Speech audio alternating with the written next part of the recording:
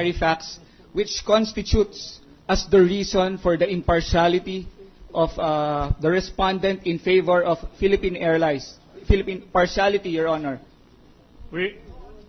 I submit, Your Honor. We deny this witness. It is not relevant to Article 3. Your Honor, if I may, Your Honor. I just read to you Article 3 of your impeachment. This is the one that is going to be voted upon by the members of this court. That there's no allegation in Article 3 that you allege about perquisites or favors.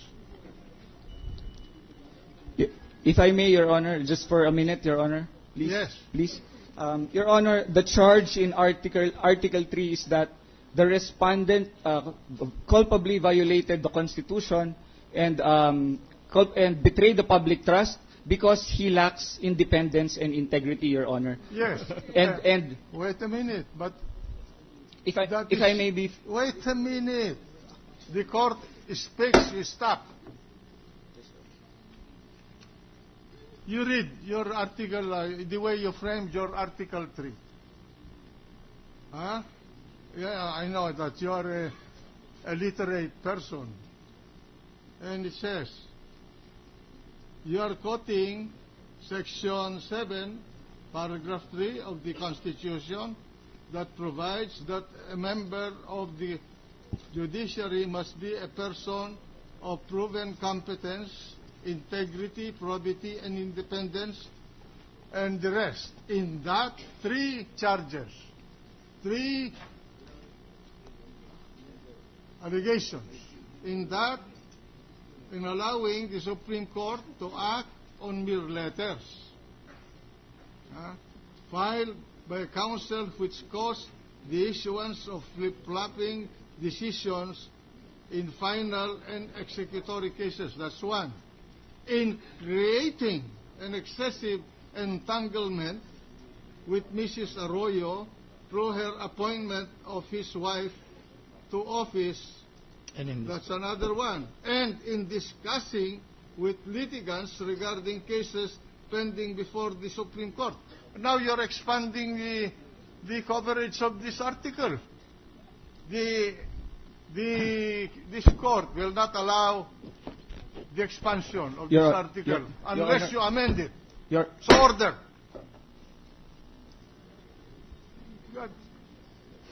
Your Honor, just... What? If I may be allowed, Your Honor, to Yes. just to expound on the matter, Your Honor, why we were... The court has already ruled. You are wasting the time of this court. My God, we have to have some discipline in here.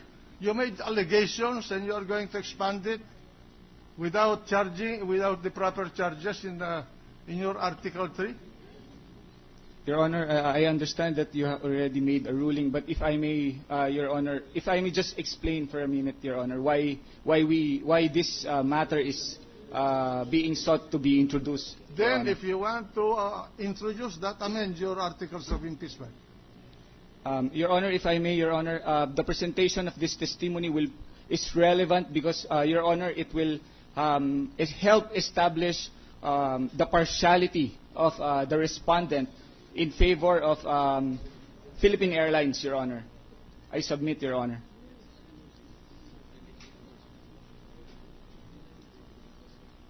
But you did not allege it here. Your Honor, if I may, Your Honor, if I may Well, explain. the court has ruled, so that's it. You take me to the court. Mr. President, we may now discharge the witness. The witness is discharged. May I ask the prosecution for if there are any other witnesses? I already told you that this is the trouble of your articles of impeachment. You are not very careful in your allegations, and you want to expand it in the course of the trial. And I've warned you several times. Your Honor, although there is a ruling... No, there's a limit to the patience of this court.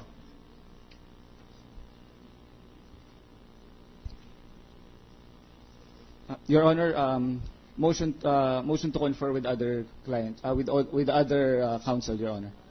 You may. Session trial suspended for 1 minute. May we expand the suspension, Mr. President, to 10 minutes? All right, 10-minute suspension.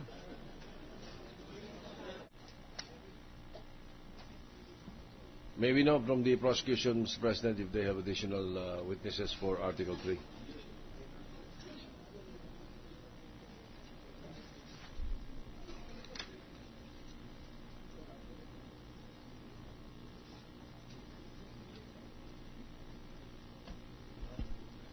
Good afternoon, Mr. President. Yes. Can we just be allowed to make a short manifestation, Mr. President? Proceed.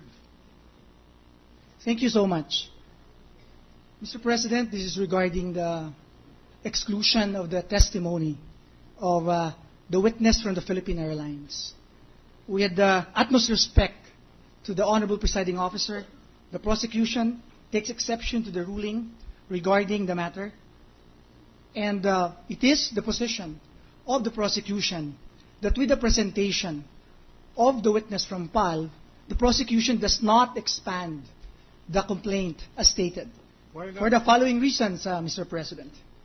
As to the relevancy to the Article 3, it proves consideration, inducement, motive. To us, the motive here is very, very important, crucial, critical to an impeachment proceeding. The motive for what? The motive for the Chief Justice in flip-flopping.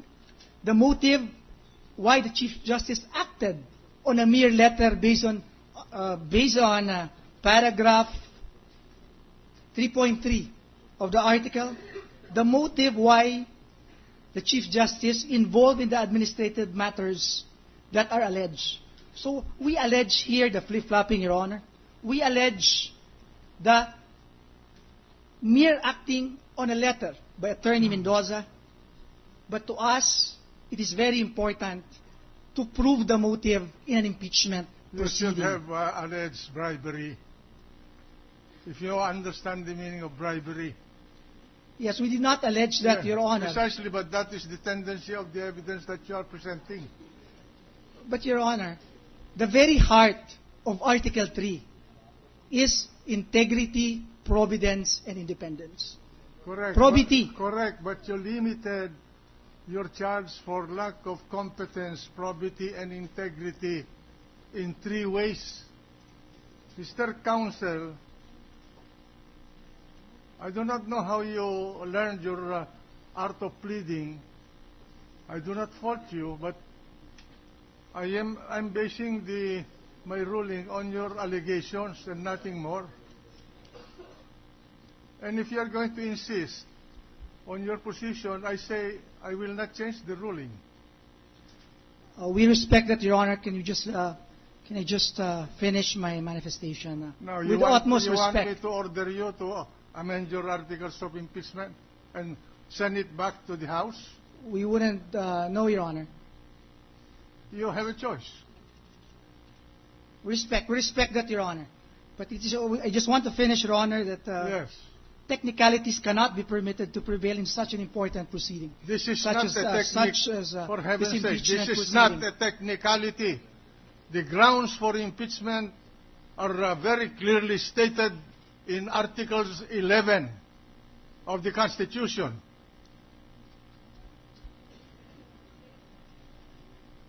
We are already very liberal. You're in effect asking us to review the decisions of the Supreme Court. Who Yeah. are we to review the decisions of the Supreme Court?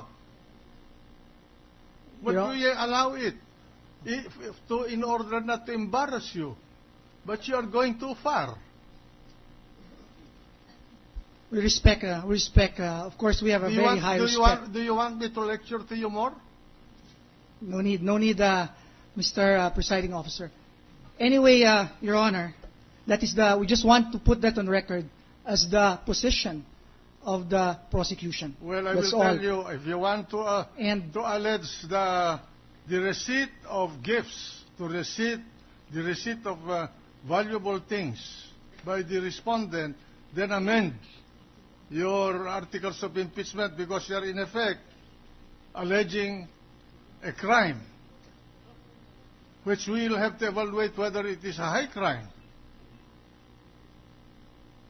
You're in effect alleging that he was bribed to make that decision.